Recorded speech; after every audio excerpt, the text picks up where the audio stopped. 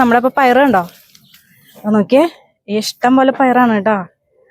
ഒറ്റ വിളവെടുപ്പിലാണ് കേട്ടോ ഇത്രയും പയർ കിട്ടിയത്. ഇത് ഏതാ ഇനം മനസ്സിലായോ? ഒക്കെ കാണാട്ടെ നമുക്കൊരു വീഡിയോയിലൂടെ. എല്ലാവർക്കും റിച്ചൂസ് ഗാർഡൻ ബ്ലോഗ്സിന്റെ പയർ കൃഷി റിലേറ്റഡ് ആയിട്ടുള്ള ഒരു ബ്ലോഗിലേക്ക് സ്വാഗതം. അപ്പൊ ഇങ്ങനെ ഒരു വ്ളോഗ് നമ്മൾ ചെയ്യാൻ കാരണം, നമ്മളോട് പലരും ചോദിക്കാറുണ്ട് ഏത് പയറാണ് നമുക്ക് ഏറ്റവും കൂടുതൽ വിളവ് തരുന്നതെന്നും അതുപോലെ തന്നെ രോഗപ്രതിരോധ ശേഷി കൂടുതലുള്ള ഒരു പയർ അതേതാണെന്നും പലരും നമ്മളോട് ചോദിക്കാറുണ്ട്. എൻ്റെ ഒരു അനുഭവത്തിൽ ഈ ഒരു പയറാണ് എനിക്ക് ഏറ്റവും കൂടുതൽ വിളവ് കിട്ടിയിട്ടുള്ളതും അതുപോലെ തന്നെ മുഞ്ഞ പോലെയുള്ള രോഗങ്ങൾ ഈ ഒരു പയറിനെ അധികം ബാധിക്കാറില്ല എന്നുള്ളതാണ് വാസ്തവം കേട്ടോ. അപ്പൊ ഇത് ഏതാ പയർ എന്നുള്ളതൊക്കെ നമുക്ക് വഴിയേ പറയാം. ആദ്യം നമുക്ക് പയർ കൃഷിയെ കുറിച്ച് ചെറുതായിട്ടൊന്ന് വിവരിക്കാം. പയർ കൃഷി ചെയ്യുമ്പോഴേ നമ്മൾ തുടക്കം മുതൽ ശ്രദ്ധിക്കേണ്ട കുറച്ച് കാര്യങ്ങളുണ്ട്. അപ്പൊ ഈ ഒരു പയറിന്റെ നീളം കണ്ടോ, നല്ല നീളത്തിലും നല്ല 18 മണിയൊക്കെ ആയിട്ട് പയറുകൾ നമുക്ക് കിട്ടണമെങ്കിൽ തുടക്കം മുതലേ നമ്മൾ ശ്രദ്ധിക്കണം കേട്ടോ. അപ്പൊ വിത്ത് നമ്മൾ ഒന്നിലെ ഡയറക്റ്റ് ഗ്രോ ബാഗിൽ നമുക്ക് പാകാം. ഡയറക്റ്റ് ഗ്രോ ബാഗിൽ പാകിയിട്ട് അതങ്ങനെ അതിൽ തന്നെ നിർത്തി വളർത്താം. അതല്ലെങ്കിൽ നമുക്ക് സെപ്പറേറ്റ് ട്രേകളിൽ പാകാം. ട്രേകളിൽ പാകി മുളപ്പിച്ചിട്ട് ഒരു 4 ഇല പ്രായമാകുമ്പോൾ നമുക്ക് ഗ്രോ ബാഗിൽ നട്ടിട്ട് അങ്ങനെയും പറിച്ച് നട്ട് അങ്ങനെയും നമുക്ക് വളർത്താം.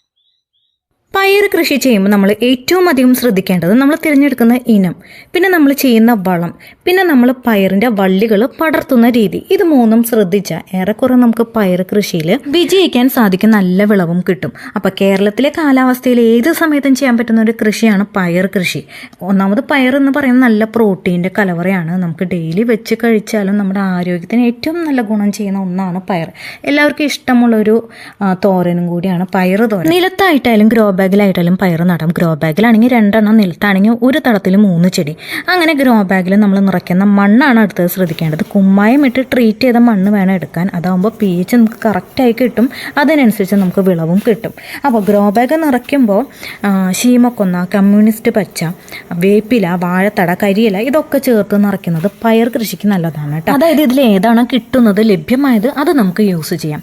പിന്നെ ട്രൈക്കോഡർമ ചേർത്ത ചാണകപ്പൊടിയും എല്ലുപൊടിയും കൂടി പൊട്ടി മിക്സിൻ്റെ കൂടെ ആഡ് ചെയ്യണം കേട്ടോ. അങ്ങനെ നമ്മൾ തയ്യാറാക്കിയ പൊട്ടി മിക്സ് 10 ദിവസം നമ്മൾ നനച്ചിടണം. എന്നിട്ടേ വിത്ത് പാകാൻ പാടുള്ളൂ. അതായത് ഡയറക്റ്റ് വിത്ത് പാകാം, അതല്ലെങ്കിൽ ട്രേകളിൽ വിത്ത് പാകി മുളപ്പിച്ചിട്ട് നമുക്ക് 4-5 ഇല പ്രായമാകുമ്പോൾ പറിച്ചു നടാം. അങ്ങനെ ഗ്രോ ബാഗിൽ നട്ട തൈകൾ വീണ്ടും 2 ആഴ്ച കഴിയുമ്പോൾ നമുക്ക് കുറച്ച് ചാണകവെള്ളം പുളിപ്പിച്ചിട്ട് നീർപ്പിച്ചിട്ട് ഇതിന്റെ ചുവട്ടിൽ ഒഴിച്ചു കൊടുക്കാം. ഇനിയാണ് നമ്മുടെ പയർ പൂവിട്ട് തുടങ്ങാൻ പോകുന്നത്. അതായത് ഗ്രോ ബാഗിൽ തൈ നട്ട് 40-45 ദിവസം ആകുമ്പോൾ തന്നെ പയറിന്റെ വള്ളികളിൽ പൂക്കൾ വന്നു തുടങ്ങും. അന്നേരം നമ്മൾ ചേർക്കേണ്ട സ്പെഷ്യൽ വളമാണിത്. ഇതാണ് കഞ്ഞിവെള്ളം. കഞ്ഞിവെള്ളം നമ്മൾ ചാരത്തിലേക്കാണ് ചേർത്തിരിക്കുന്നത്. ചാരത്തിൽ വെള്ളം ചേർത്ത് വെച്ചിരിക്കുന്നതാണ്. അതിൻ്റെ കൂട്ടത്തിൽ നമ്മൾ കുറച്ച് കഞ്ഞിവെള്ളം കൂടി ചേർത്ത് ഇത് പുളിപ്പിക്കാൻ 2 ദിവസം പുളിപ്പിക്കാൻ വെച്ചാൽ മതി. അപ്പോഴേക്കും ഇതുപോലെ പതയൊക്കെ വന്ന് തുടങ്ങും. അതാണ് അത് പുളിച്ചതിൻ്റെ ഒരു സിഗ്നൽ. ഇനി നമുക്കിതിൽ 5 ഇരട്ടി വെള്ളം ചേർത്തിട്ട് നമ്മുടെ പയറിൻ്റെ ചുവടുകളിൽ 1-2 കപ്പ് വെച്ചിട്ട് നമുക്ക് ഒഴിച്ചു കൊടുക്കും. അങ്ങനെ നമ്മുടെ വളത്തിൻ്റെ ഗുണം കൊണ്ട് പയറിൽ ഒരുപാട് വള്ളികൾ വീശാൻ തുടങ്ങും, ഒരുപാട് പൂക്കൾ നിറയാൻ തുടങ്ങും.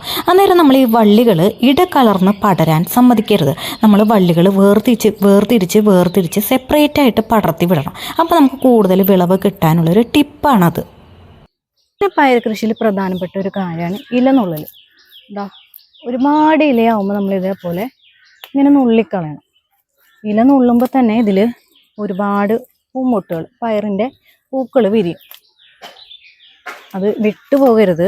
കാരണം നമ്മൾ ഒരുപാട് വളരുമ്പോൾ പയറിൻ്റെ കുറച്ച് ഇലകൾ ഇങ്ങനെ നുള്ളിക്കളയുന്നത് നല്ലതാണ്. അങ്ങനെ നമ്മൾ ഇല നുള്ളി ഒരുപാട് ഇലകൾ ഉണ്ടായിരുന്ന പയറിൻ്റെ ഇപ്പോഴത്തെ അവസ്ഥ കണ്ടോ.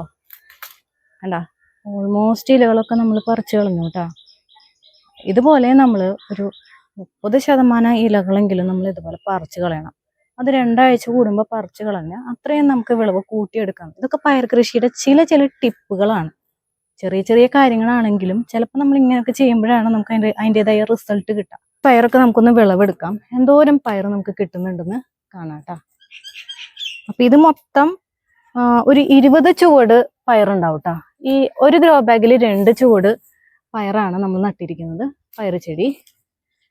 അങ്ങനെ ആവുമ്പോൾ നമുക്ക് അത്യാവശ്യത്തിന് പയർ കിട്ടുകയും ചെയ്യും.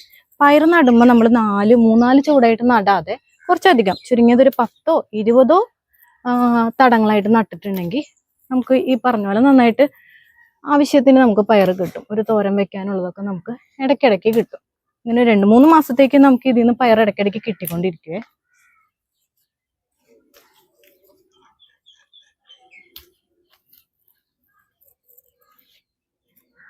ഇതൊക്കെ മൂത്തു കിട്ടാ.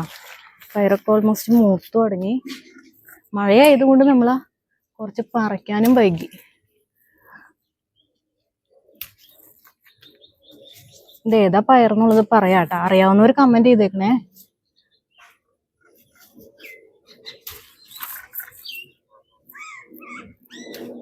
താഴെ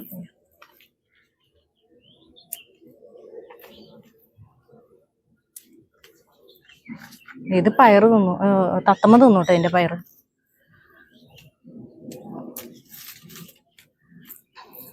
ഇതേ ഇപ്പൊ തന്നെ ഒരു തോരനുള്ളതായിട്ടാ. നമ്മൾ ചെയ്തിരിക്കുന്നത് വെർട്ടിക്കൽ ഗാർഡൻ സെറ്റപ്പ് ആണ്. അപ്പൊ അധികം സ്ഥലം നമുക്ക് പോകൂല, അത്യാവശ്യം പയർ നമുക്ക് കിട്ടുകയും ചെയ്യും.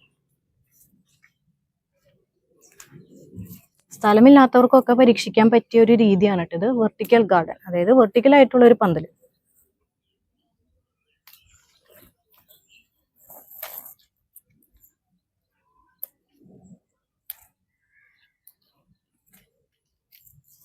നമ്മുടെ കയ്യിൽ ഒതുങ്ങില്ല, എന്തായാലും ഒരു പാത്രം വേണം.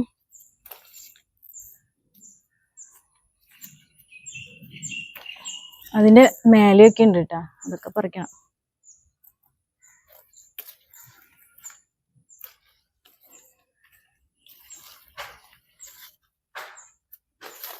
ഇത് കണ്ടോ, ഇപ്പൊ തന്നെ ഇഷ്ടം പോലെ പയറായേ. ഇനിയും പറിക്കാൻ കിടക്കുന്നുണ്ട്. എന്തായാലും ഈ പയർ ഇപ്പോഴൊന്നും പറിച്ചു തീരില്ല, എന്തായാലും കുറച്ച് ടൈം എടുക്കും. അപ്പോൾ നമ്മൾ രണ്ടാളും കൂടി പയറുകൾ പറിച്ചെടുക്കാണ്. എന്നിട്ട് ലാസ്റ്റ് ഞാൻ കാണിച്ചു തരാം ഇത് എത്ര കിട്ടി എന്നുള്ളത്. ആകെ ഈ ഒരു ഏരിയ ആയിട്ട് നമ്മൾ എടുത്തിട്ടുള്ളൂ ഈ കൃഷി ചെയ്യാൻ. കണ്ടോ, ഇത്ര ഒരു ഏരിയ. ടെറസിലാണ്. ഒരു 10 ഗ്രോ ബാഗ് 20 മൂട്. ഒരു ഗ്രോ ബാഗിൽ 2 തൈ വെച്ച്. ഇതാ ഇവിടെയൊക്കെ ഉണ്ട് കേട്ടോ പയറ്. കണ്ടോ,